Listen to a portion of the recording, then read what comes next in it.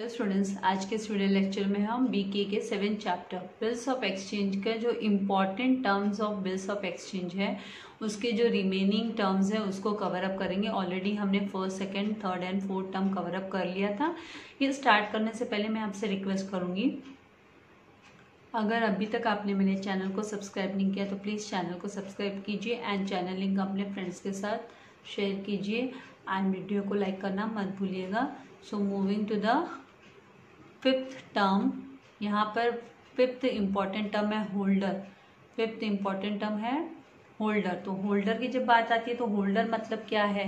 तो यहाँ पर एनी पर्सन, कोई भी person who is in possession of bills of exchange, मतलब जिसके पास ओनरशिप है बिल्स ऑफ एक्सचेंज की, जिसके हाथ में वो होल्डर है, उस जिसके पास ओनरशिप है बिल्स ऑफ एक्सचेंज की and is entitled in his own right, और वो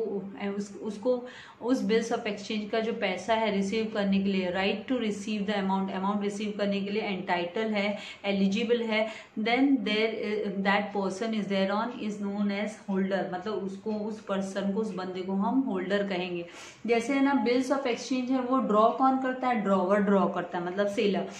सेलर ड्रॉ करता है तो वो अगर मेंशन कर देता है कि सो एंड सो पेई को देना है, तो वहां पर जब पेई के हाथ में बिल्स ऑफ एक्सचेंज लगा तो पेई उसका होल्डर हो जाता है बिल्स ऑफ एक्सचेंज का। तो यहाँ पर any person who is in possession of bills of exchange and is entitled in his own right to receive the amount there on is known as holder. Now moving ahead, यहाँ पर sixth one है holder in due course. Holder in due course का मतलब क्या होता है, तो a holder in due course is a person, ये वो बंदा होता है, पर्सन होता है who obtains a negotiable instrument, जो नेगोशिएबल इंस्ट्रूमेंट जिसके हाथ में होता है ऑब्टेन करता है। तो फॉर द वैल्यूएबल कंसिडरेशन, मतलब एक वैल्यूएबल कंसिडरेशन अमाउंट पाने के लिए in good faith and before maturity जिसके हाथ में आ जाता है वो बिल्स ऑफ एक्सचेंज, तो वो होल्डर इन ड्यू कोर्स होता है। कि मतलब जब है ना पहले ही ट्रांजैक्शन के टाइम पे उसको रिसीव हो जाता है, या फिर है ना ट्रांजैक्शन के बाद में उसे बंदा जो है ड्रॉवर है वो उसको हैंड ओवर करता है, या फिर है ना बिफोर द मैच्योरिटी डेट, जैसे बैंक को बिफोर द मैच्योरिटी डेट, कभी कभी बिल्स ऑफ एक्सचेंज है वो हम बैंक को के साथ डिस्काउंट करके ले लेते हैं, तो वो बिफोर मैच्योरिटी डेट जिसके हाथ में वो होता है इन ड्यू कोर्स, जो होल्डर होता है नेगोशिएबल इंस्ट्रूमेंट जिसके पास होता है, वो उसे हम बोलते हैं होल्डर इन ड्यू कोर्स। मतलब वो समय खत्म होने के पहले, उसकी वैलिडिटी के पहले जब उसके हाथ में होता है तो वो नेगोशिएबल इंस्ट्रूमेंट है, वो होल्डर इन ड्यू कोर्स बोला जाता है। फिर यहाँ पे types of bills of exchange की हम बात करें तो there are different types of bills of exchange. तो 4 types of bills of exchange हमारे सिलेबस में दिए, जिसमें से सबसे पहला ट्रेड बिल। ट्रेड बिल तो ये क्या है, अ bills of exchange which is drawn by a creditor. Creditor मतलब सेलर ऑन हिज डेटर, अपने डेटर पे वो बिल्स ऑफ एक्सचेंज ड्रॉ करता है with valuable consideration. Valuable consideration मतलब वो बाइंग एंड सेलिंग का ट्रांजैक्शन हो, जैसे मैंने आपको यहाँ पे फॉर वैल्यू कंसिडरेशन मतलब ट्रांजैक्शन होता है, जब बाइंग एंड सेलिंग का ट्रांजैक्शन होता है तो उसे ट्रेड बिल कहते हैं। And it is drawn, it is a bill drawn and accepted, ये बिल ड्रॉ किया जाता है एंड एक्सेप्ट किया जाता है for genuine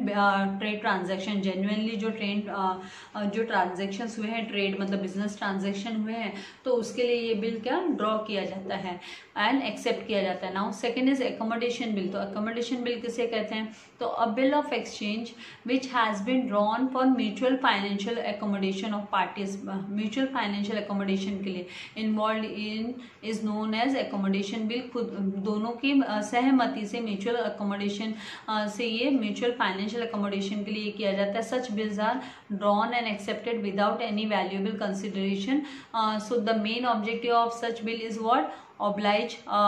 is to oblige friends. मतलब यहाँ पे है ना दो पार्टीज हैं, वो एक दूसरे पे बिल ऑफ एक्सचेंज ड्रॉ करेंगे म्यूचुअल फाइनेंशियल एकोमोडेट कर, मतलब है ना फाइनेंस को की शॉर्टेज को सॉर्ट आउट करने के लिए, तो यहाँ पे उसे म्यूचुअल फाइनेंशियल एकोमोडेशन बोला जाता है। एंड इस जगह पे कोई है ना ट्रेड ट्रांजेक्शन नहीं होता है, वैल्यूएबल कंसिडरेशन नहीं होता है। देन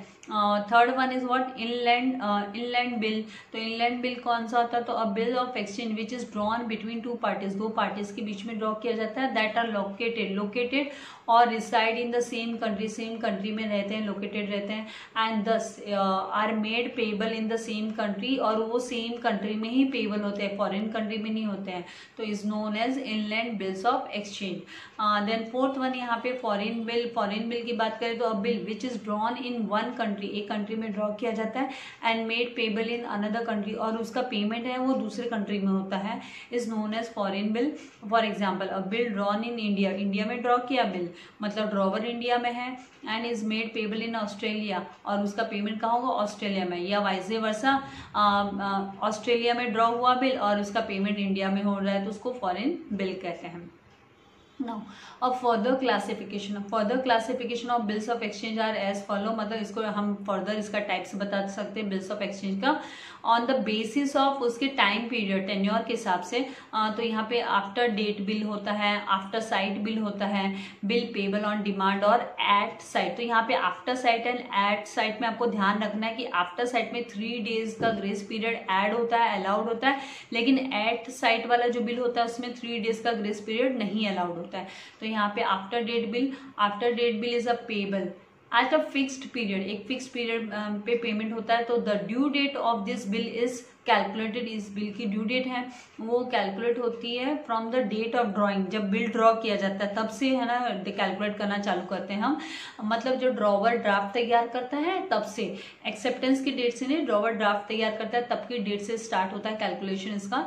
डेज का एंड डेट का, and grace period of 3 days are allowed on this bills, इन ये वाले जो बिल है उनपे ग्रेस पीरियड भी 3 डेज का अलाउड होता है। Now second after sight bill कौन सा होता है, तो the due date of this bill, ये जो बिल है उसकी ड्यू डेट है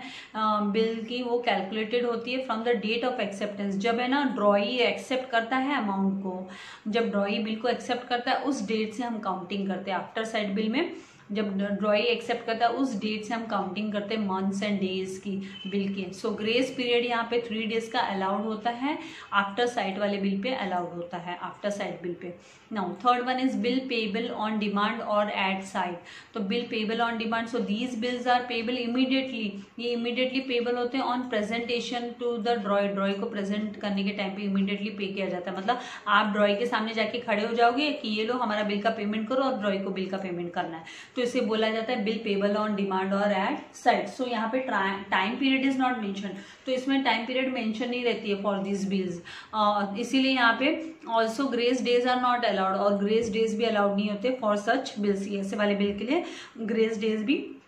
अलाउड नहीं होते हैं। Now coming to the honouring of bill of exchange, क्या होता है honouring of bills of exchange किसे कहते हैं, तो a bill of exchange drawn, ये ऑनर होना मतलब इसका हम एक तरीके से कह सकते हैं कि बिल पास हो गया, बिल एक तरीके से ऑनर हो गया, मतलब इसका पेमेंट रिसीव होने वाली डेट आ गई, ऑनर बिल ऑनर हो जाना और बंदे ने पेमेंट कर दिया।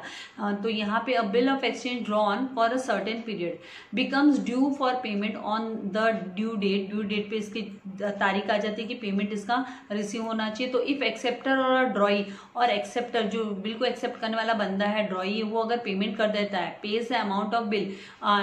बिल का अमाउंट पेमेंट कर देता है ऑन द ड्यू डेट को पेमेंट कर देता है, तो it is known as honouring of bill, तो उसे हम ऑनरिंग ऑफ बिल कहते हैं। तो यहाँ पे इफ द एक्सेप्टर और ड्रॉई, जो एक्सेप्ट करता है बिल को, जो बायर होता है और वो ड्रॉई है, वो क्या करता है, मतलब डेटर, वो पेमेंट कर देता है ड्यू डेट पे बिल अमाउंट का, तो उसे हम ऑनरिंग ऑफ बिल कहते हैं। तो the bill must be presented, तो उस केस में क्या होता है कि बिल को प्रेजेंट करना पड़ता है, मतलब दिखाना पड़ता है, देना पड़ता है बाय द ड्रॉवर और बाय द होल्डर, सॉरी जो होल्डर है, होल्डर में पेई हो सकता है, ड्रॉवर हो सकता है, दोनों में से जो भी उसको बिल को दिखाया गया, या है ना कोई भी कलेक्शन करने वाली पार्टी हो सकती है, बैंकर हो सकता है, तो वो जो है ना the bill must be presented by the holder to the acceptor को उसे प्रेजेंट करना होता है फॉर पेमेंट के लिए, और ऑन और ड्यू डेट, या तो है ना ड्यू डेट के दिन और before the due date payment के लिए हम प्रेजेंट करते हैं बिल को। Failing to do so discharges, अगर failing to do so discharges the acceptor and every endorser जो होता है बिल का, वो है ना लायबल होता है पे करने के लिए अमाउंट ऑफ बिल, बिल का अमाउंट पे करने के लिए। अगर है ना मान लीजिए एक्सेप्टर ने पेमेंट नहीं किया या एंडोर्सर ने उसका बिल का पेमेंट नहीं, मतलब लायबल जो लायबल है पे करने के लिए लायबल है, वो अगर पे नहीं करता है तो फिर उसके ऊपर कुछ चार्जेस भी पेमेंट करने पड़ते हैं। फेलिंग टू डू डिस्चार्जेस, वो डिस्चार्ज कर देते, डिस्चार्जेस द एक्सेप्टर को डिस्चार्ज मतलब उसकी ड्यूटी को, रिस्पॉन्सिबिलिटी को, लायबिलिटी को डिस्चार्ज कर देता है। तो यहाँ पे डिसऑनरिंग ऑफ बिल्स ऑफ एक्सचेंज किसे कहते हैं? तो if the acceptor does not और इज नॉट एबल टू, या तो एक्सेप्टर पेमेंट नहीं करता है और एबल नहीं है, पेमेंट करने के काबिल नहीं है, नहीं कर पा रहा है, उसके पास शॉर्टेज ऑफ फंड है, amount of the bill to the holder, the bill is presented then it becomes dishonour, तो उसे डिसऑनर ऑफ बिल कहते हैं। तो अब बिल में भी डिसऑनर्ड इन टू वेज, दो तरीके से बिल डिसऑनर हो सकता है। ये चैप्टर में आपको सारे कॉन्सेप्ट्स पता होना चाहिए, तभी आप इस चैप्टर को अच्छे से थरली कर सकते हो। तो आपको कॉन्सेप्ट्स इसके पता ही होने चाहिए। तो यहाँ पे डिसऑनर, तो सबसे पहले यहाँ पर dishonour bye non acceptance, non acceptance, dishonour bye non acceptance, आपने एक्सेप्ट नहीं किया और डिसऑनर हो गया। तो ये कब होता है? That is when drawee does not accept the bill, जब बिल है ना एक्सेप्ट नहीं करता ड्रॉई, तो वो हम बोलते हैं dishonour bye non acceptance. And फिर दूसरा होता है डिसऑनर बाय नॉन पेमेंट, तो ये कब होता है? When ड्रॉई makes default in payment, जब वो पेमेंट नहीं करता है, ड्यू डेट के टाइम पे वो पेमेंट नहीं कर पाता है, डिफॉल्टर हो जाता है, डिफॉल्टर लिस्ट में उसका नाम आ जाता है कि he is not making payment, तो उसे बोला जाता है नॉन पेमेंट की वजह से। So on dishonour of bill, bill dishonour acceptor becomes liable, तो डिसऑनर बिल पे जो एक्सेप्टर है, जो बिल को एक्सेप्ट करने वाला है, वो लायबल हो जाता है टू पे the amount along with legal expenses. तो उसको कुछ है ना बोलते हैं ना लीगल चार्जेस भी देने पड़ेंगे, क्योंकि उसने डिसऑनर किया है बिल, उसने पेमेंट नहीं किया टाइम पे, तो उसे है ना कुछ चार्जेस पे करने पड़ेंगे। If any incurred by the holder, अगर होल्डर को उस बिल के पीछे अगर कोई खर्चा करना पड़ रहा है डिसऑनर होने की वजह से, बिल डिसऑनर होने की वजह से कोई खर्चा करना पड़ रहा है, तो उसे अब ड्रॉई को, ड्रॉई है, मान लीजिए ड्रॉई को 10,000 का पेमेंट करना था और ड्रॉई 10,000 का पेमेंट नहीं कर पा रहा है, और ड्रॉवर को उस चक्कर में है ना 50 रुपया खर्चा करना पड़ रहा है चार्जेस, लीगल एक्सपेंसेस चार्जेस का, तो वो 10,000 50 का अब उसको ड्रॉई को पेमेंट करना पड़ेगा, इस तरीके से। यहाँ पे अभी नोटिंग ऑफ डिसऑनर किसे बोलते हैं? तो नोटिंग ऑफ डिसऑनर मतलब, noting means recording of the fact of dishonour, कि किस कारण से ये लीगल चार्जेस हो गए, हाँ नोटिंग चार्जेस हम पढ़ेंगे इसके बारे में ना। तो noting means recording of the fact of dishonour, किस कारण से है ना डिसऑनर हुआ है bill of exchange bye a notary public, तो ये है ना नोटरी पब्लिक नोट डाउन करता है, रिकॉर्डिंग करता है। So when a bill of exchange is dishonoured, इसीलिए जब बिल है ना डिसऑनर्ड होता है तो the holder can after giving the notice देता है डिसऑनर का, स्यू टू द ड्रॉई के अगेंस्ट नोटिस रखता है नोटरी पब्लिक के सामने। But before filing such a suit holder will require some authenticated proof, क्योंकि उसे ना अगर उसे केस फाइल करना है ड्रॉई के अगेंस्ट, तो उसे नोटरी करवानी पड़ेगी नोटरी पब्लिक से, तो किसे? ड्रॉवर को। तो but before filing such a suit holder will require some authenticated proof चाहिए होता है for the fact to be put up before the court के सामने प्रूफ रखने पड़ते हैं ना कि बिल डिसऑनर एक्चुअल में हुआ है क्या, that the bill is actually dishonour. तो the holder takes the bill to the notary public के पास लेके जाता है, ये है ना गवर्नमेंट बॉडी है जहाँ पे आप लेकर जाते हो बिल को, डिसऑनर्ड बिल को, और वहां से आप है ना उसका ऑथेंटिकेशन करवाते हो, प्रूफ करवाते हो, proofing. So who in turn makes a demand for acceptance के डिमांड फॉर एक्सेप्टेंस और payment upon the drawee formally and on his refusal to do so. तो वो डिमांड करता है बिल का पेमेंट करने के लिए, ड्रॉई को बोलता है, अगर वो नहीं कर पाता है, ड्रॉई रिफ्यूज करता है, मना करता है, तो notes the sum on the bill, same on the bill, तो वो बिल पे नोटिंग कर देता है कि हाँ ये बंदा नहीं बिल पे कर रहा है, डिसऑनर हो गया। So noting should be done within reasonable time after dishonour certain reasonable time पर वो नोटिंग करवानी पड़ती है किसको? ड्रॉवर को, ताकि उसको अगर उसे केस करना है अगर ड्रॉई पे, तो वो फिर नोटरी करवाने के बाद में केस कर सकता है। नाउ नेक्स्ट इज व्हाट, यहाँ पे प्रोटेस्टिंग का मतलब क्या होता है, तो प्रोटेस्टिंग का मतलब है after getting the fact of dishonour bill, है ना, डिसऑनर हो गया बिल ऑथेंटिकेटेड करवाने के बाद में, by getting it noted, notary public इसे नोटेड करवाने के बाद में, देन सर्टिफाइज द सेम, उसको सेम को सर्टिफाई करवाया जाता है, सर्टिफिकेट,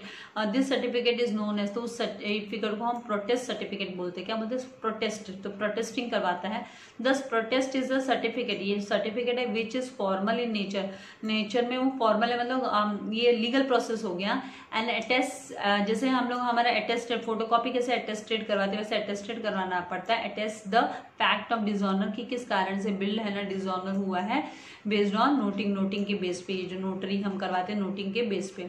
नाउ नोटरी पब्लिक किसे कहते हैं, तो नोटरी पब्लिक कौन होता है, तो इज अ लीगल प्रैक्टिशनर होता है और अदर पब्लिक सर्वेंट होता है, appointed by central government, central और स्टेट गवर्नमेंट अपॉइंट करती है नोटरी पब्लिक को। Under section 3 of the notaries act 1952 act के तहत, सेक्शन 3 के तहत है ना, यहाँ पे नोटरी पब्लिक को अथॉरिटी मिली होती है, वो प्रैक्टिशनर होते हैं, लीगल प्रैक्टिशनर होते हैं। He is interested with the power of attestation, वो अटेस्टेशन का काम करता है, ऑफ फॉरेन डॉक्यूमेंट्स का अटेस्टेशन करने का काम, end of noting and protesting of dishonoured bills of exchange होता है, जो dishonoured bills of exchange and promissory notes का। अभी नेक्स्ट यहाँ पे क्या है, नोटिंग चार्जेस किसे कहते हैं, तो नोटिंग चार्जेस मतलब the holder of the bill, जो होल्डर है बिल का होल्डर जिसके पास में बिल है, has to get the fact of dishonour noted by the notary, उसको नोटरी पब्लिक से है ना डिसऑनर किस कारण से डिसऑनर हुआ है वो नोटरी करवानी, नोटेड करवाना ही पड़ता है, उसको रिकॉर्ड करवाना ही पड़ता है। And noting of bill is done by recording, वो कैसे होता है, तो उस रिकॉर्ड करते हैं फैक्ट ऑफ डिसऑनर, किस कारण से है ना बिल डिसऑनर हुआ है, and date of dishonour and reason भी, उसका कारण भी नोट डाउन किया जाता है। एंड फॉर दिस, इसके लिए है ना नोटरी पब्लिक जो होता है वो कुछ सर्टेन चार्जेस लेता है,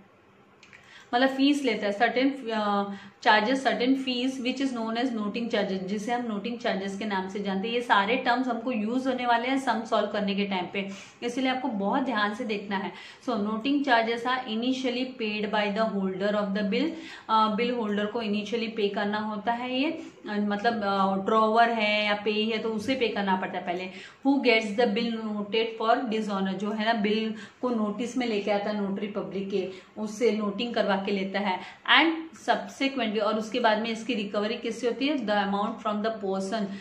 from whom the bill has been receive, जिससे बिल रिसीव हुआ है, एक्सेप्टेंस जिससे रिसीव हुई मतलब ड्रॉई से, तो उससे वो चार्जेस वसूले जाते हैं। So noting charges are ultimately borne by the person, इसे कौन बोर्न करता है, who is primary liable for it, जिसके कारण से ये नोटरी हो रही है, जो है ना जिसके लिए जो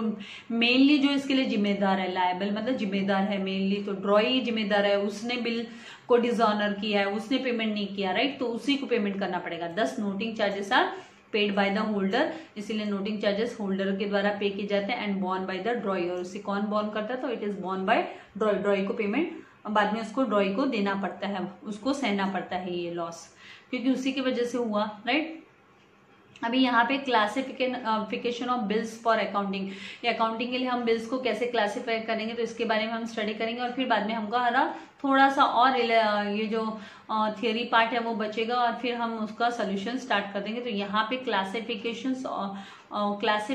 of bills of accounting for accounting, तो यहाँ पे दो हमको टर्म यूज करने, एक तो बिल्स रिसीवेबल और दूसरा बिल्स पेबल। तो बिल्स रिसीवेबल का मतलब क्या होता है, a bill of exchange is treated as, ये बिल्स रिसीवेबल किसके लिए होता है, तो bills receivable by the person who draws the bill, जो बिल ड्रॉ करता है उसके लिए बिल्स रिसीवेबल करके उसकी बुक्स ऑफ अकाउंट में रिकॉर्ड होता है। तो बिल्स रिसीवेबल क्या है, एक एसेट हो गया, ड्रॉवर के लिए क्या हो गया, एसेट। इसीलिए तो देखो हमने फाइनल अकाउंट मतलब हमने है ना पार्टनरशिप फाइनल अकाउंट में देखा है कि हमें ना जब भी बैलेंस शीट बनाते हैं तो उसके अंडर में कभी कभी एसेट्स के अंडर में बिल्स रिसीवेबल भी आता है, राइट। एंड आपने डिसऑनर बिल की भी एंट्री आपने वहां पे भी सीखी है, पर यहाँ पे काफी कुछ डिटेल में हम सीखने वाले हैं। तो ये बिल्स रिसीवेबल किसके लिए हुआ, ड्रॉवर के लिए हुआ, जिसने इस बिल को ड्रॉ किया, मतलब इस बिल को जिसने ड्रॉ किया, ड्रॉई ने एक्सेप्ट किया, उसके लिए ड्रॉवर के लिए बिल्स रिसीवेबल हुआ, उसकी बुक्स ऑफ अकाउंट में वो बिल्स रिसीवेबल लिखेगा। एंड बिल्स पेबल किसके लिए होता है, तो a bill of exchange is treated as bills payable